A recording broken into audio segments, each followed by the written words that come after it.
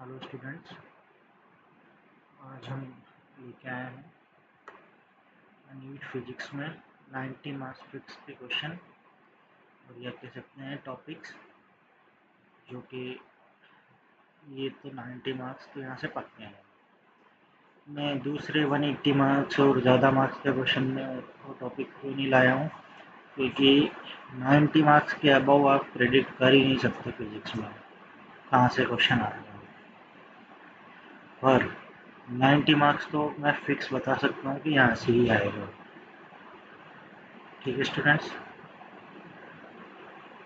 तो जो first topic रहेगा हमारा वो रहेगा modern physics, dual nature, atoms, nuclei. Second रहेगा करंट इलेक्ट्रिसिटी चैप्टर।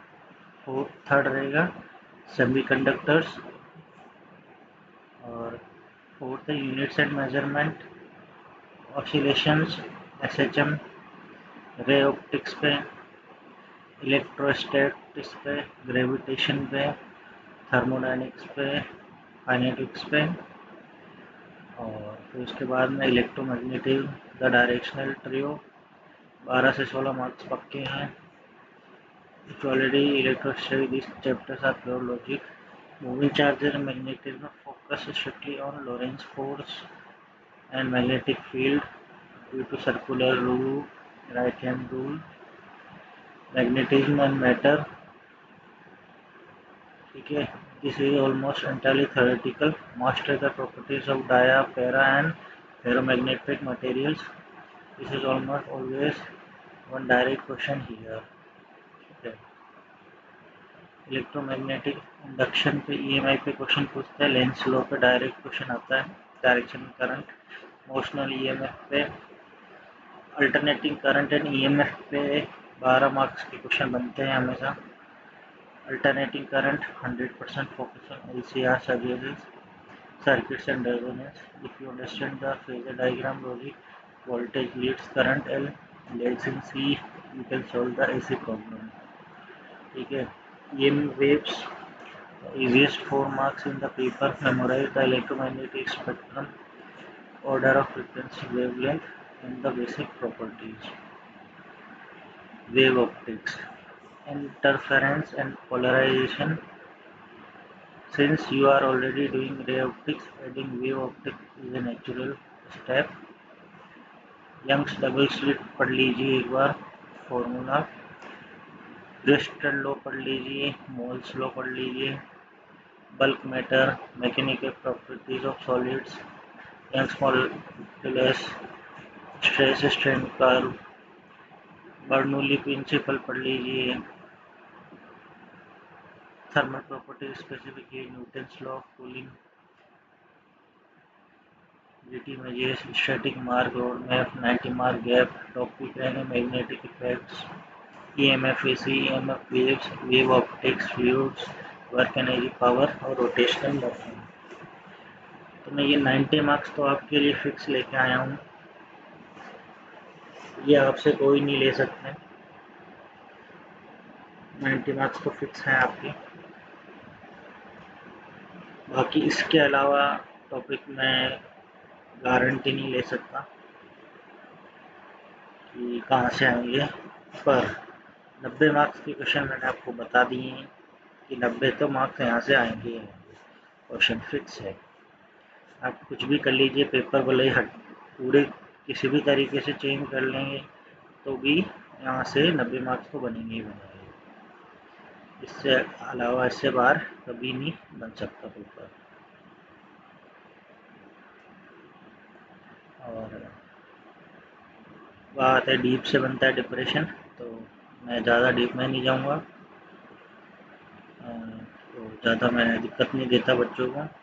कहाँ से पढ़िए, यहाँ से पढ़िए। जो स्टूडेंट्स हैं जानते हैं, मेरे को मेरे जो वीडियोस देखते हैं उनको पता है मैं नॉर्मल सिंपल रखता हूँ, एकदम जो भी पढ़ाता हूँ एकदम सिंपल पढ़ाता हूँ और डेटा ड्रिवन पढ़ाता हूँ, एकदम point two paper two paper, कैसे एनटीए पेपर बनाता है, कैसे एग्जामिनर पेपर बनाता है। दूसरा मैं क्वेश्चन पे डिपेंड नहीं करता, फॉलो नहीं करता किसी को भी, कहाँ से आएगा पेपर कहाँ से नहीं आएगा। फिजिक्स में ज़्यादा हार्ड क्वेश्चन आते नहीं हैं, सिर्फ ये सर्किट के आपकी रीजनिंग चेक करने के लिए, मेंटल एबिलिटी बस फिजिक्स में थोड़ी बहुत, कि हाँ भाई ये इनको पता है कि नहीं है बस। बाकी फिजिक्स कुछ लेना देना नहीं है नीट में, आगे डॉक्टर फील्ड में। बस ये यहाँ तक ही है, यहाँ पढ़ लिया उसके बाद में कुछ नहीं पढ़ना, आपको फिजिक्स पढ़नी ही नहीं है कभी भी। ये फॉर्मूले कभी सर्किट कुछ भी नहीं आएगा, बस ये तो यहाँ के लिए ये कि बस हाँ बच्चे को पता है बस इसलिए।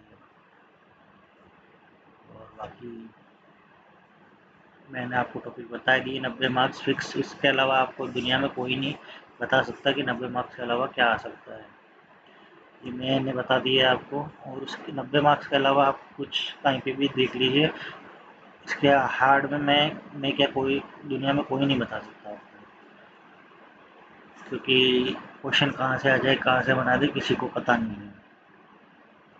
बहुत बड़ा फिजिक्स का चैप्टर है और बड़ा सिलेबस है, क्वेश्चन कहीं से भी बन सकते हैं, कहीं से भी फॉर्मूला बन सकते हैं, यूज़ हो सकता है, उसकी गारंटी कोई नहीं ले सकता कौन सा फॉर्मूला कहाँ लगेगा, कहाँ से बन के आ जाएगा। पर जो ये 90 मार्क्स मैंने बताए ये फिक्स यहाँ से आएंगे आएंगे, इसके अलावा एग्जामिनर कहीं से ले ही नहीं सकता क्वेश्चन। और दूसरे में तो फॉर्मूले में कहीं पे भी कुछ भी पुट कर सकता है, किसी भी डायग्राम बना सकता है, पुली मास की क्वेश्चन कुछ भी कर सकता है, 2 पुली 3 पुली कुछ भी डाल सकता है, कितने ही मास डाल सकता है।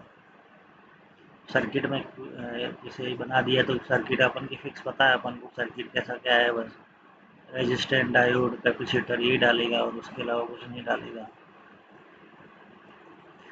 बाकी दूसरी जगह पे जाएंगे तो मोशन अलग अलग मोशन पूछ लेगा, फोर्सेस पूछ लेगा, ये अपन को पता ही नहीं है, इतना हार्ड में जाना ही नहीं है, क्योंकि फिजिक्स इतनी हार्ड आती ही नहीं है। वो फिर रॉकेट साइंस वाले लोगों के लिए है, जो लोग साइंस फील्ड में फिजिक्स फील्ड में आगे जाते हैं इंजीनियरिंग में, उनके लिए है। अपन को तो सिर्फ डॉक्टर आगे पेशेंट देखना है, उसके हिसाब से क्वेश्चन बनते हैं हमेशा, इसके ज़्यादा हार्ड नहीं बनता क्वेश्चन। बाकी जो ये दुनिया में क्या कह रहे हैं क्या नहीं कर रहे हैं, लोगों का क्या करना, लोग तो कुछ भी बता देंगे करा देंगे, वैसा थोड़ी चलना है अपन को। अपन तो अपन जो डॉक्टर के लिए काम आता है वही पढ़ेंगे और वही बनाएंगे। ठीक है स्टूडेंट्स,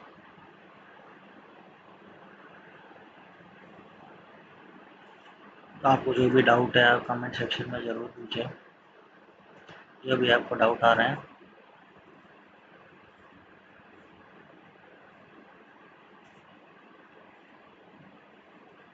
और ट्राई करेंगे, क्वेश्चन देखते रहें और डाउट पूछते रहें, जितने डाउट पूछेंगे आप उतना ही ज़्यादा अच्छा रहेगा, आपका जो एजिटेशन है वो निकलेगा, प्रेशर है माइंड में वो निकलेगा।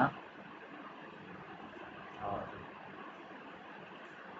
ज़्यादा लोड ले जो ज़्यादा सोचना है नहीं अपन को, ज़्यादा सोचना नहीं है बिल्कुल भी, पेपर देख के आना है और प्रिपरेशन कर, मैंने क्वेश्चन बता ही दिए हैं आपको टॉपिक, इसके अलावा कहीं से 90 नंबर तो यहाँ से फिक्स है, 90 नंबर तो आप यहाँ ये पढ़ लिए टॉपिक, आपके 90 नंबर फिक्स है। ठीक है स्टूडेंट्स, और मैं इनके टॉपिक पे ज़्यादा और वीडियो बना ही दूँगा, लेके आ जाऊँगा, स्टूडेंट्स वगैरह की डिमांड रही तो। और आपको कुछ भी डाउट है नीट के रिगार्डिंग वो भी आप पूछ सकते हैं,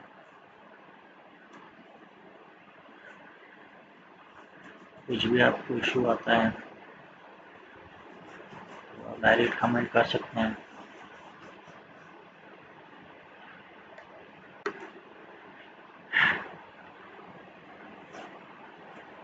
और ट्राई करें कि ज़्यादा से ज़्यादा कमेंट पूछें, क्योंकि कमेंट पूछेंगे तभी आपका डाउट निकलेगा बाहर, और बिना ऐसे किसी से डिस्कस किए बिना तो आपको कैसे पता चलेगा क्या आ रहा है, क्या पूछा जा रहा है एग्ज़ाम में।